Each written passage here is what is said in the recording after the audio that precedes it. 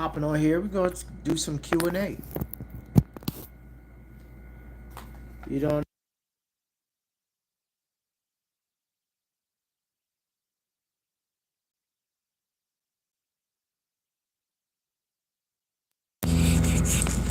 Let me test the mic. Test the mic. We got some background noise. Matter of fact, let me put. Hopefully, it's not too staticky. Boom.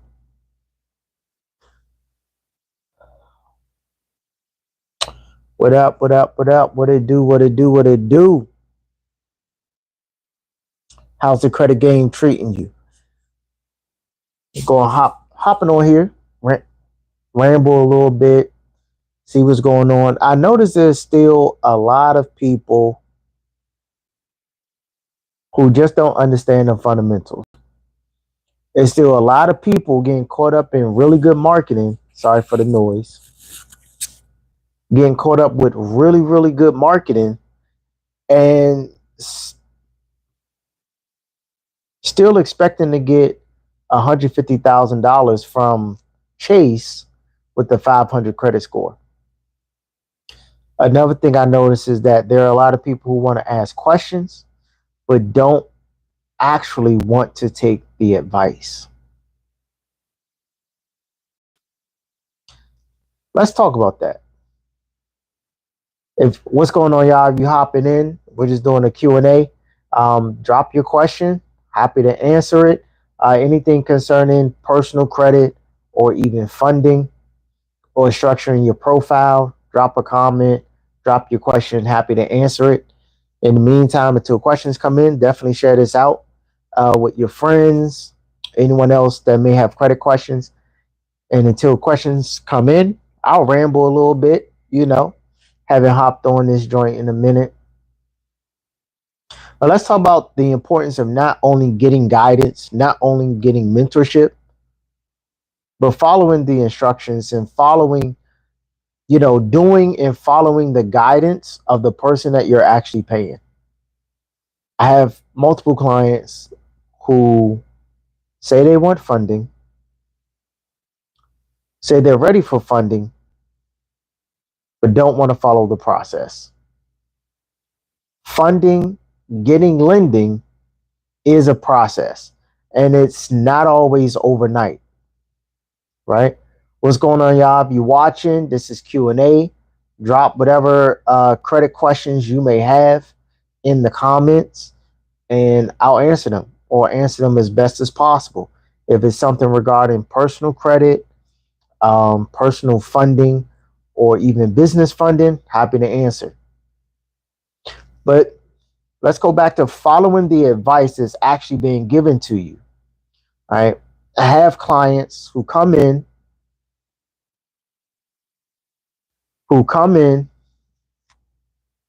oh, yeah, who come in, they want to get funding, but they don't understand the process. What's going on? What's going on? If you have any credit-based questions, whether it's personal funding or business funding or personal credit related, just drop your question in the comments. And the important thing is you got to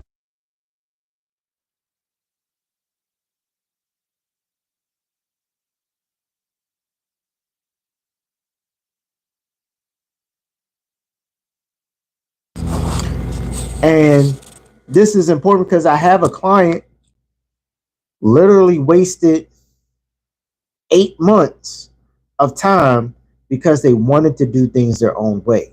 Now, as a leader, as a coach, I'm going to take responsibility. Perhaps I could have done more to frame things and help my client understand that, hey, this is the process. And it's not always going to be overnight.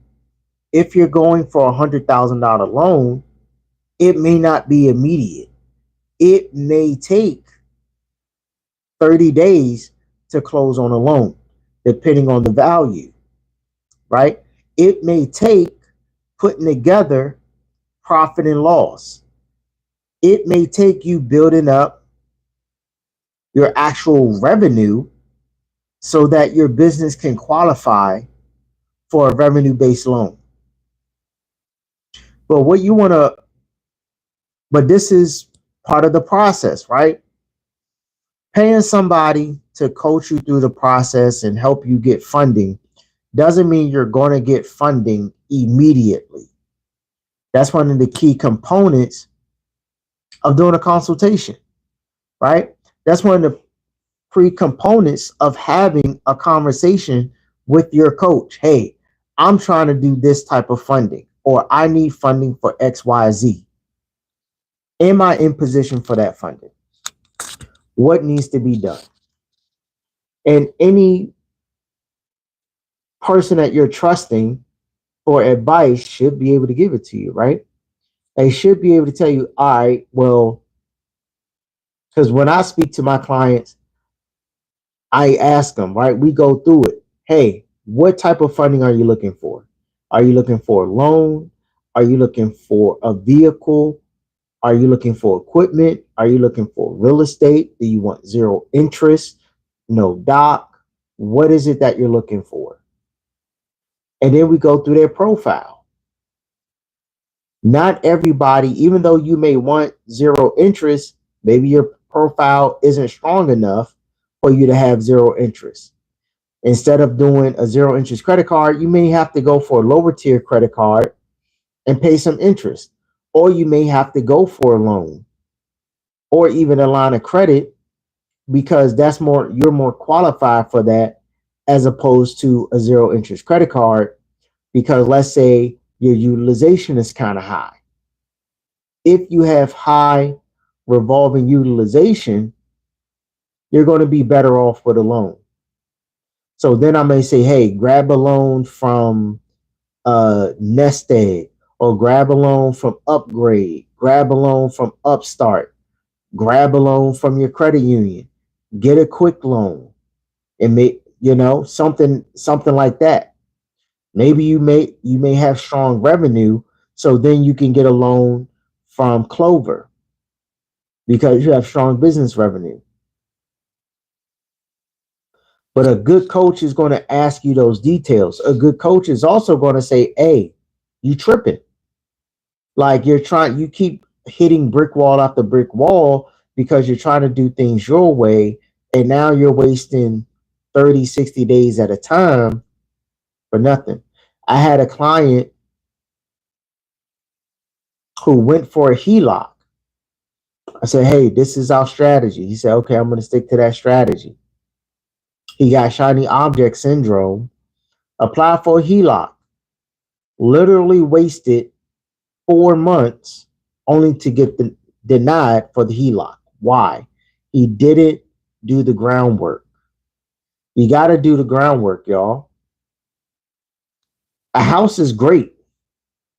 Having equity is amazing. But guess what? It's still not really your equity, because you have to ask the bank if you can use it.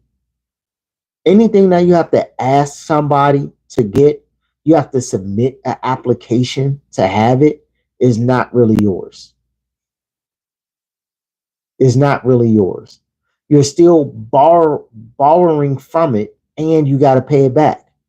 If it's yours, why would you have to borrow it? Right? When you own your clothes, when you own a car, do you have to keep asking someone to use it when you own it? No, you don't. There's no application once you buy a watch, and you got to submit an application every single time you want to use the watch. You just put that joint on, right? That's how equity works. You always got to remember these banks. What's going on? If y'all got any questions regarding your credit, drop it in the chat. If it's personal credit, credit repair, funding, different ways to maximize the interest or zero interest periods, funding questions, drop it in the chat. Or if you want to share a play, drop it in the chat. I'm always down for sharing different plays, right? But people love talking to me about home equity. That's still not your money. You still have to submit an application. You have to ask the bank if you tap into that equity. And then you still got to pay the equity back. If the equity truly belongs to you, who the hell are you borrowing it from, and who are you paying it back to? If that's your equity.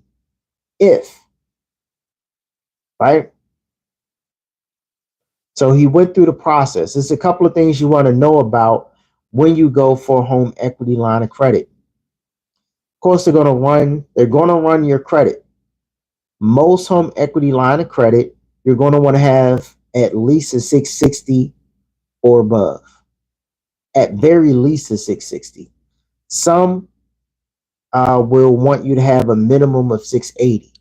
So your credit definitely needs to be more strong than if you were just buying a house, right? Because FHA does not do any real finance, right?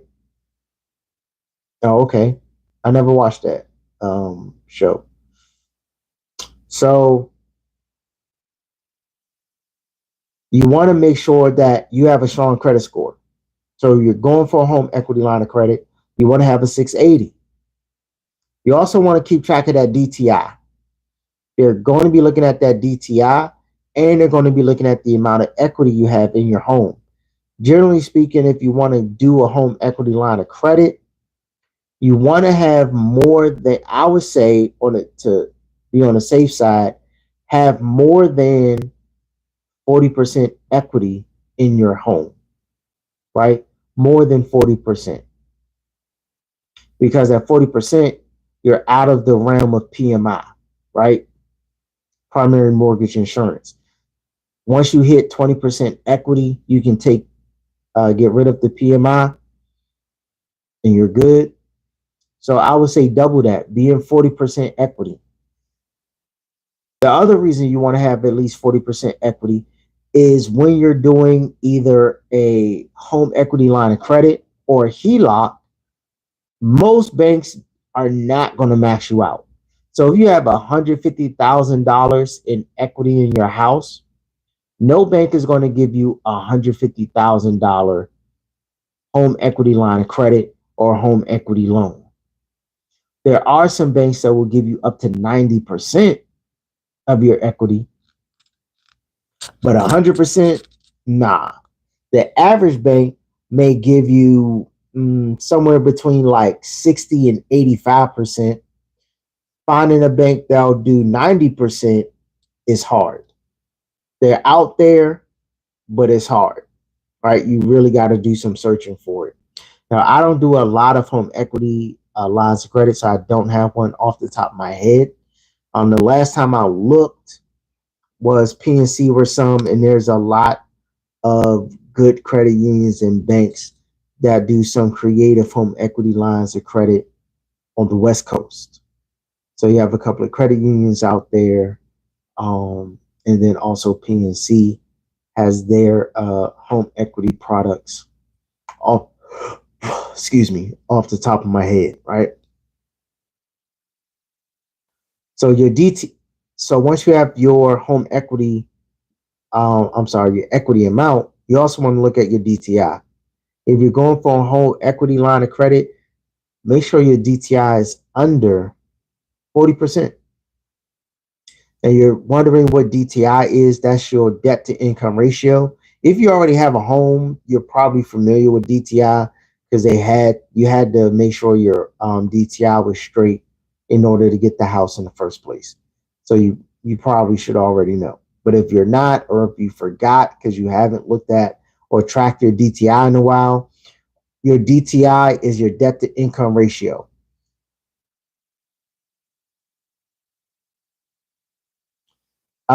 Buying a house with a tax lien on it, you have to get rid of the tax lien.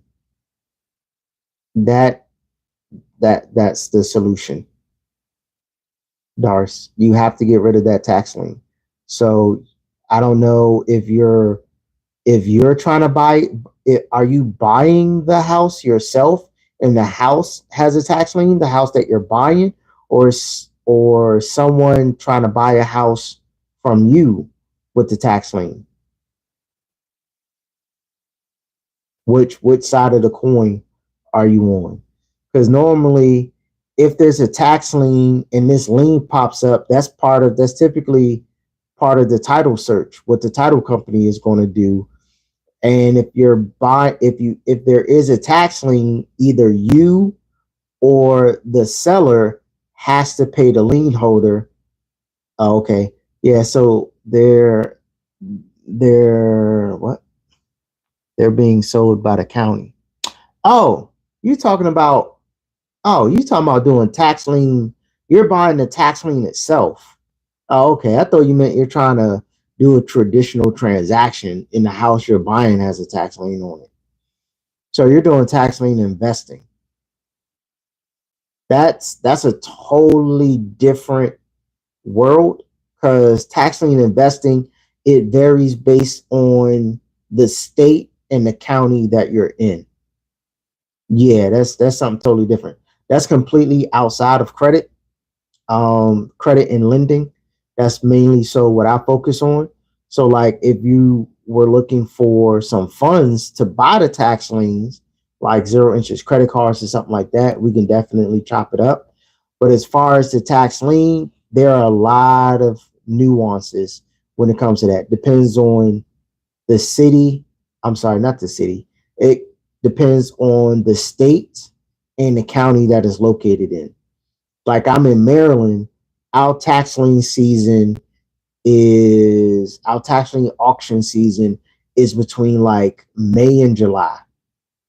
Right? The first one kicks off in May, and our last one is really around July. We might have some in August, but that's it. And in Maryland, because that's where I live, I can only speak about Maryland. In Maryland, we have the homeowner has the right to redemption for 12 months. After 12 months, as a tax lien holder, you can foreclose on the property and take possession of it. During the redemption period, the person, whoever the homeowner is, they would have to pay you your initial investment plus interest. And in Maryland, the interest that you earn is going to vary per county. It For Maryland, it ranges between 18 to like 25% based on where you're located. So that's what I know about tax liens in Maryland. Other states, I don't know.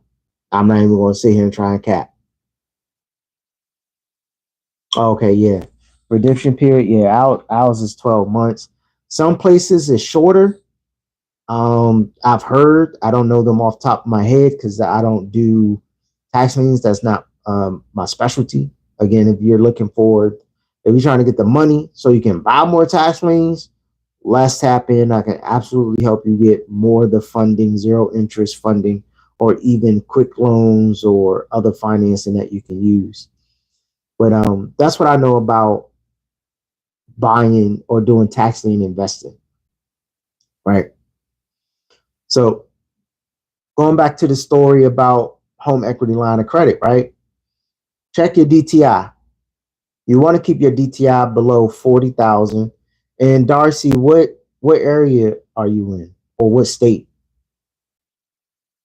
And what's their redemption period in your state? How does it work where you're at?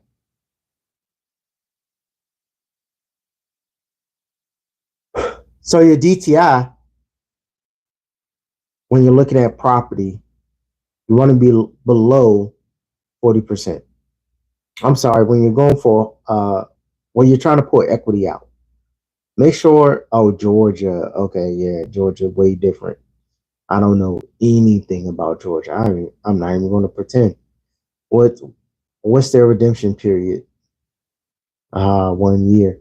What interest rate do you earn down in Georgia as a lien holder?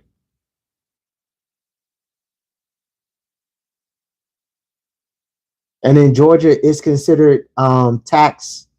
It's a tax lien, or is it a what's the two? Is tax liens and it's a deed or tax deed? What's the two? Because they both got tax in the word, but they're different. One is a tax. One is in investing in tax liens, and I think the other one is a tax deed or something. Gotcha. Okay. Not sure. Okay, cool. Yeah, Maryland, we can, you can earn some nice interest if that person decides to redeem. They pay you and you earn between 18 to 25%. It's a sweet gig. It's a sweet gig. Um, oh, okay, cool. Tax liens down in Georgia. Yeah, we got liens. I think Pennsylvania, they may have like tax deeds, if that's the name of it. Don't get me the lying. Don't get me the lying. I got friends that do it. I don't. So don't even get me the line on that part. I'm not. I stay in my lane. I focus on getting access to the capital, and then whatever you need to do with the capital, do it. I help you make sure that you're in position so that you can get all the capital that you need, and then whatever you need to do with that capital, you execute on it. That way, you're always in position to get some money. You're never in a position where it's like, damn, nobody's going to lend to me. There's always a way. Right? They can lend to you, they can lend to your business, they can lend to one of the owners, another owner or co owner of a business, right? Because that's something that a lot of small business owners don't realize. But they do this all the time in the real estate space because we're talking about tax liens. In the real estate space, people have, in the real estate space in business, we call it a credit partner. On the consumer side, you call it a cosigner, but it's literally the same thing. A, my credit isn't that great, but I'm gonna bring on my brother, sister, cousin, friend, this person that I met in a networking event, what have you. I'm gonna bring them on as a co-owner, and they're gonna co-sign on this loan. They're gonna be my co-borrower. They're gonna be my credit partner. So this person that I'm bringing on, adding them to the business, giving them controlling percentage of the company, they're going to be they're going to be the PG for this loan. And afterwards, maybe you give them a percentage. Either you give them a percentage of the loan, like a commission, or maybe you give them a percentage of your company, depending on how big your company is, or you pay them a commission out of the sale. Like if in real estate, if you need to get a loan for a big project to close, and then afterwards, when the deal is done, you pay that person out. But you can always get a credit partner, right? The great thing about credit, especially here in America, you could be very creative without doing anything weird, without doing anything illegal. There's absolutely nothing wrong. There's absolutely nothing illegal about getting credit partners. If you're a small business owner right now, there's absolutely nothing illegal about bringing on a partner into the business and giving them a share of the business because they helped your business grow and expand. There's absolutely nothing wrong with that. There's absolutely nothing illegal about that. People literally do that every day. Business owners are doing that every day. Real estate deals are getting done that way, right? They're trying to close on a property. Your credit is shitty. They go into their real estate Facebook group or whatever real estate group they're in. They team up with somebody with good credit. Boom, they close on a deal. And later on, however they work it out, they cash that person out. Nothing wrong with that. People do that every day, all day, right? People do that for a car. Why not do it for a real estate deal? Why not do it for your business?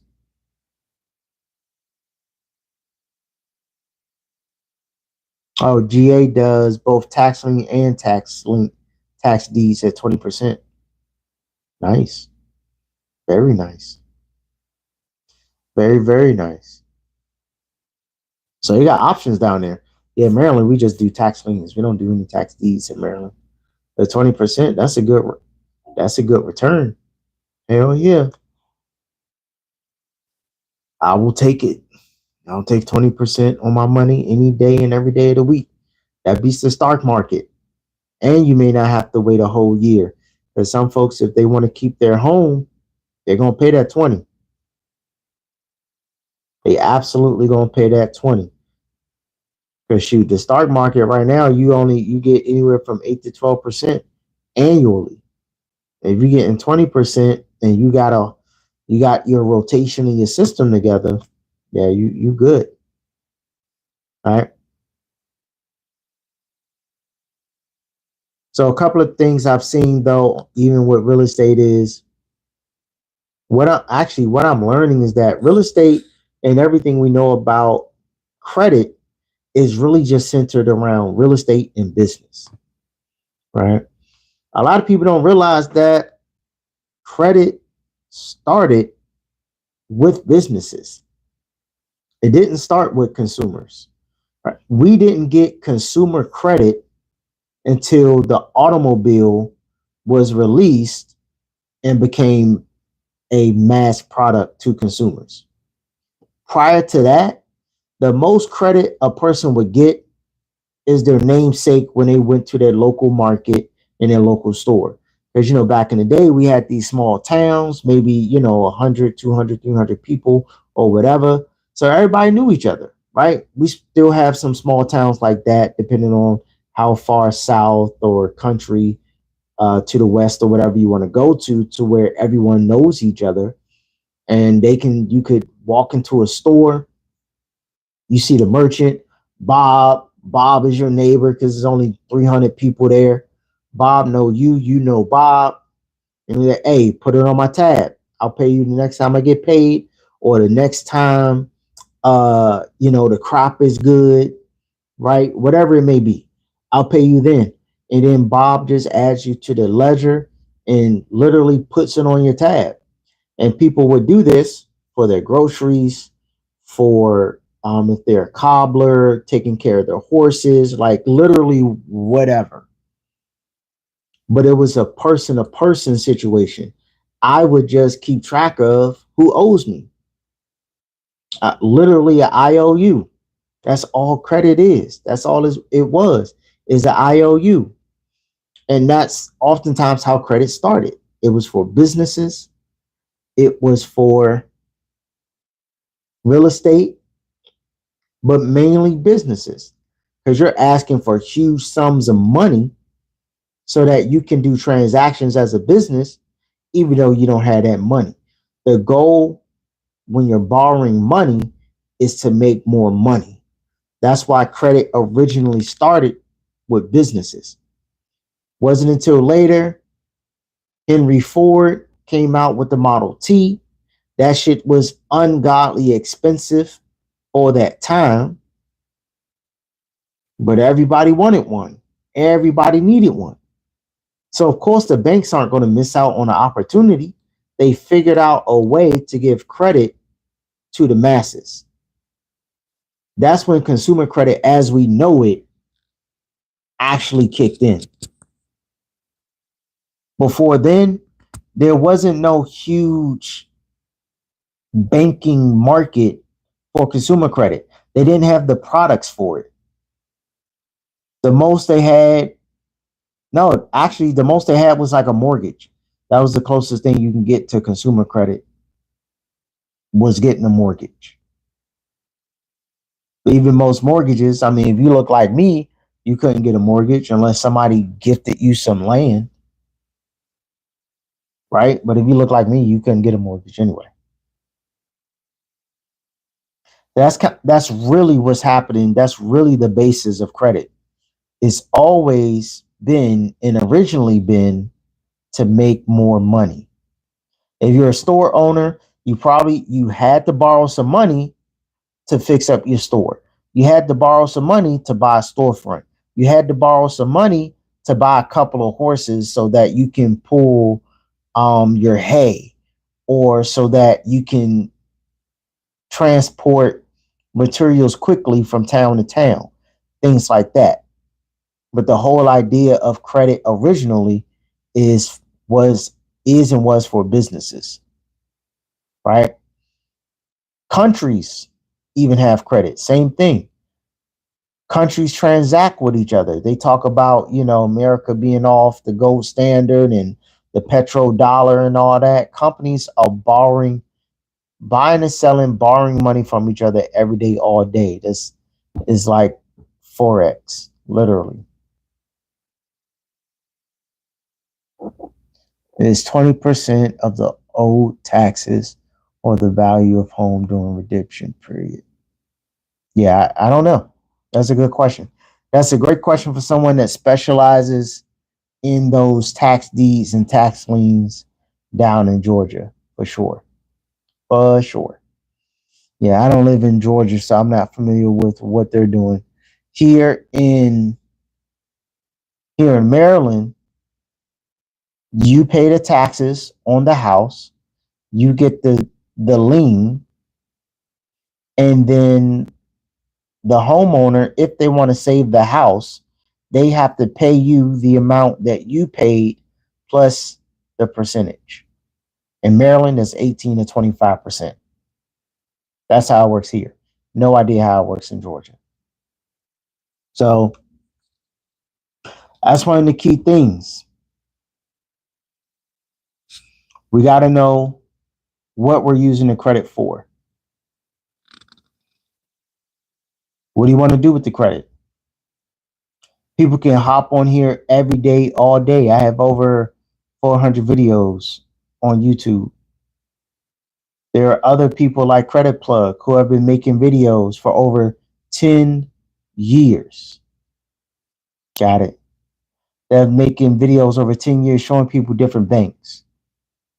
But people keep neglecting the basics. And the basics are simple. The basics are simple. You just have to have good credit. If you don't have good credit, there's two things we got to look at. There's only two reasons that, actually, there's only one reason you might have bad credit. You're not paying your bills on time. Now, why you're not paying your bills on time could be a plethora of issues, health issues, mental health. You took a risk and you lost. Somebody stole your identity, right? You lost your job.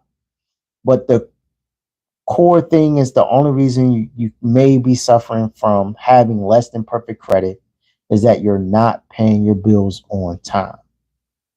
That is all a good credit score is telling other banks, is that you pay your bills on time or you don't pay your bills on time. I've heard that the FICO score is racist, is a racist system, blah, blah, blah, blah, blah. I know plenty of people of all races that have an 800 credit score. Like the FICO score is probably the least racist system out here. All you got to do is just pay your fucking bills on time and you'll have good credit. The end. That's all you got to do. That's it. It's when you're not paying your bills on time. It's when you're trying to figure out ways to cheat the system or speed up the process that it turns into all this extra stuff. But if you pay your bills on time, you're never ever late once in your life. You'll have great credit. Now, someone's going to say that's easier said than done. And you're right. So is life. Life is easier said than done. I literally don't know anything in life that's easier done than said.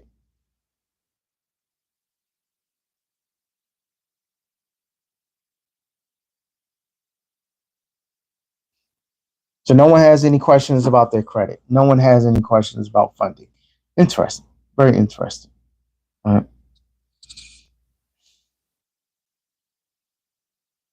But this is what I'm going to do. I'm going to get out of here.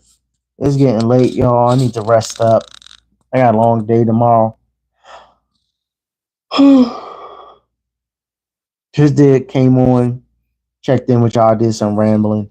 If you need assistance with personal credit, business credit, or funding, structuring your credit profile strategy, click the links in the description of the video, click the links in the description of the channel, and let's tap in.